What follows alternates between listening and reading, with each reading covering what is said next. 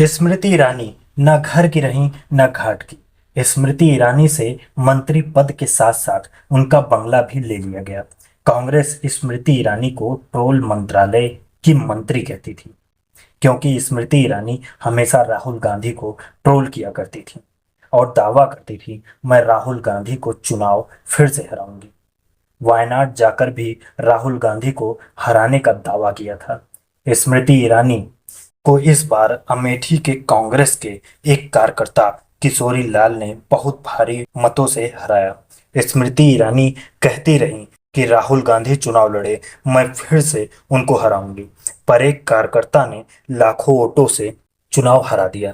अखिलेश यादव ने तो पहले ही कह दिया था कि अमेठी से इस बार सिलेंडर वाले लोग अब सरेंडर कर रहे हैं, वो हमेशा हमेशा के लिए स्मृति हो जाएंगे। अखिलेश यादव ने पहले ही भविष्यवाणी कर दी थी।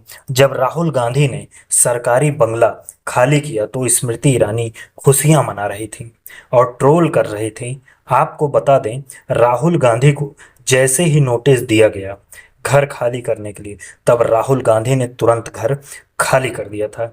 पर जब स्मृति ईरानी को घर खाली करने के लिए कहा गया तो स्मृति ईरानी बयान पर बयान दिए जा रही थी।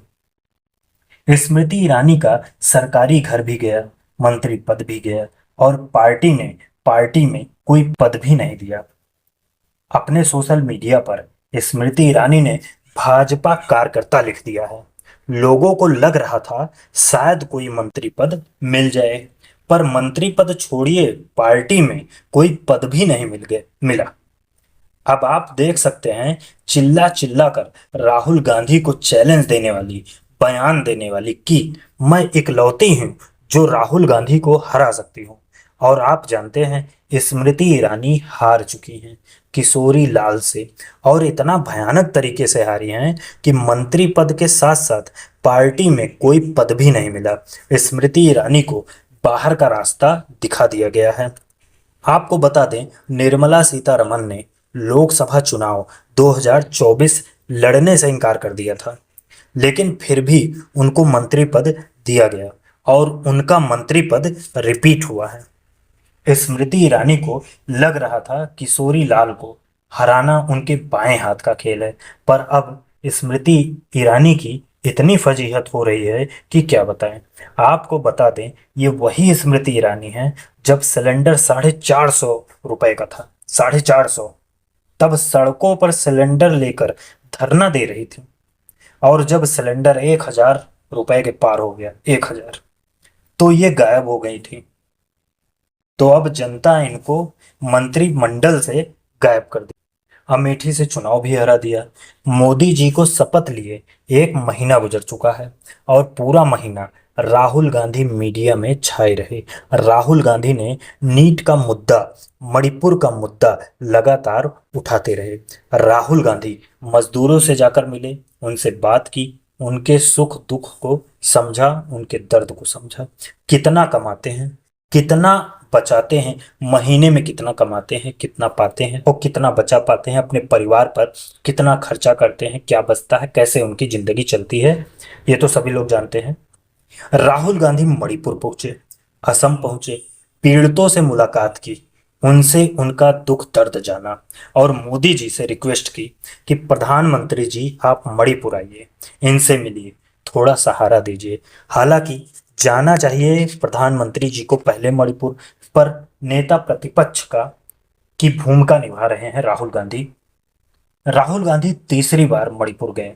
उन्होंने कहा, मुझे कोई बदलाव नहीं दिखा।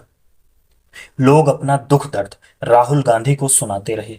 राहुल गांधी गुजरात भी गए और राहुल गांधी ने दावा किया कि गुजरात विधानसभा का चुनाव हम जीतेंगे, जैसे हमने अयोध्या में बीजेपी को हराया, जैसे हमने इंडिया गठबंधन के साथ अखिलेश यादव जी के साथ अयोध्या से बीजेपी को साफ कर दिया और वहां से सांसद बन गए हैं अवधेश प्रसाद जी।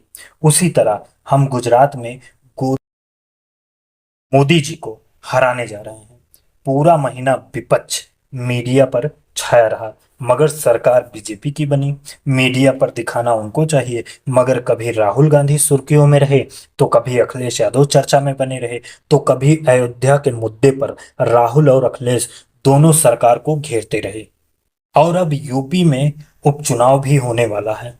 10 सीटों पर उपचुनाव है। 10 में से 5 सीटें सपा के पास थी, 3 सीटें बीजेपी के पास थी, 1 सीट निषाद पार्टी के पास थी और 1 सीट सपा रालोद गठबंधन के पास था। सूत्रों से पता चल रहा है बीजेपी 10 की 10 सीटों पर अकेले चुनाव लड़ेगी। हालांकि 1 सीट पर निषाद पार्टी दावा कर रही है, पर बीजेपी अकेले चुनाव लड़ सकती है। खबर तो ये भी निकल कर आ रही है यूपी में कुछ बड़ा उलटफेर होने वाला है। कई बड़े बड़े पदों के लिए नए चेहरों की खोज हो रही है। बीजेपी लगातार बैठक पर बैठक कर रही है। यूपी का उपचुनाव है और किसी भी हाल में बीजेपी को अपनी साख बचाना है। राहुल और अखिलेश एक बार फिर यूपी में एक साथ चुनाव लड़ेंगे। सपा 2 से 3 सीटें कांग्रेस को दे सकती है। चंद्रशेखर आजाद और पल्लवी पटेल ने भी उपचुनाव लड़ने का दावा कर दिया है। देखना यह है कि ये किसका खेल बिगाड़ते हैं। सपा हो, बीजेपी हो या अन्य पार्टियां, सभी ने यूपी के उपचुनाव की तैयारी शुरू कर दी है। शायद यही कारण है कि स्मृति ईरानी को न मंत्री पद दिया गया और न ही पार्टी में कोई जगह दी गई, क्योंकि चुनाव में भारी वोटों से हारकर अपनी फजीहत करा चुकी हैं। अमेठी की जनता ने उन्हें नकार दिया है। यूपी उपचुनाव में अगर सभी अलग अलग लड़ते हैं तो किसका नुकसान होगा। हालांकि पल्लवी पटेल लोकसभा चुनाव 2024 में अपने प्रत्याशी उतारे थे और कईयों की जमानत जब्त हो गई थी।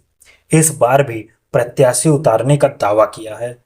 अगर चंद्रशेखर आजाद प्रत्याशी उतारते हैं तो वो भी कोई खास कमाल कर पाएंगे या नहीं, कुछ कह नहीं सकते। इंडिया गठबंधन का थोड़ा बहुत नुकसान जरूर करेंगे। अब देखना यह है कहीं अंदर अंदर ही अंदर गठबंधन की बातें तो नहीं हो रही हैं। अगर इंडिया गठबंधन में चंद्रशेखर आजाद और पल्लवी पटेल आ गए तो बीजेपी का खाता भी नहीं खुलेगा। 10 की 10 सीटें बीजेपी हार सकती है। इस उपचुनाव में अखिलेश यादव पूरे फॉर्म में दिखाई दे रहे हैं।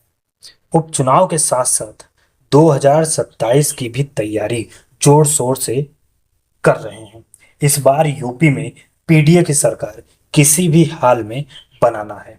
राहुल और अखिलेश मिलकर चुनाव लड़ेंगे, पीडीए के नाम पर चुनाव लड़ेंगे, संविधान को बचाने के लिए चुनाव लड़ेंगे। बीजेपी 10 सीटों पर चुनाव लड़ेगी। अगर चंद्रशेखर और पल्लवी पटेल साथ आ जाते हैं तो ये मान के चलिए बीजेपी का खाता भी नहीं खुलेगा। चंद्रशेखर आजाद ने भी दावा किया है 10 सीट पर चुनाव लड़ेंगे, पल्लवी पटेल ने भी दावा किया है 10 सीट पर चुनाव लड़ेंगे। पर देखना यह है क्या सच में 10 सीटों पर प्रत्याशी उतारेंगे। क्या इनको प्रत्याशी मिलेंगे 10 सीटों पर।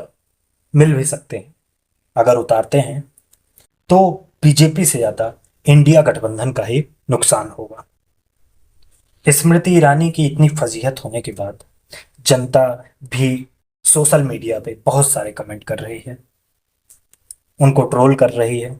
बहुत सारे मैसेज आ रहे हैं क्योंकि उनका घर छीन लिया गया, सरकारी आवास छीन लिया गया, मंत्री पद भी चला गया और पार्टी में कोई पद भी नहीं मिला।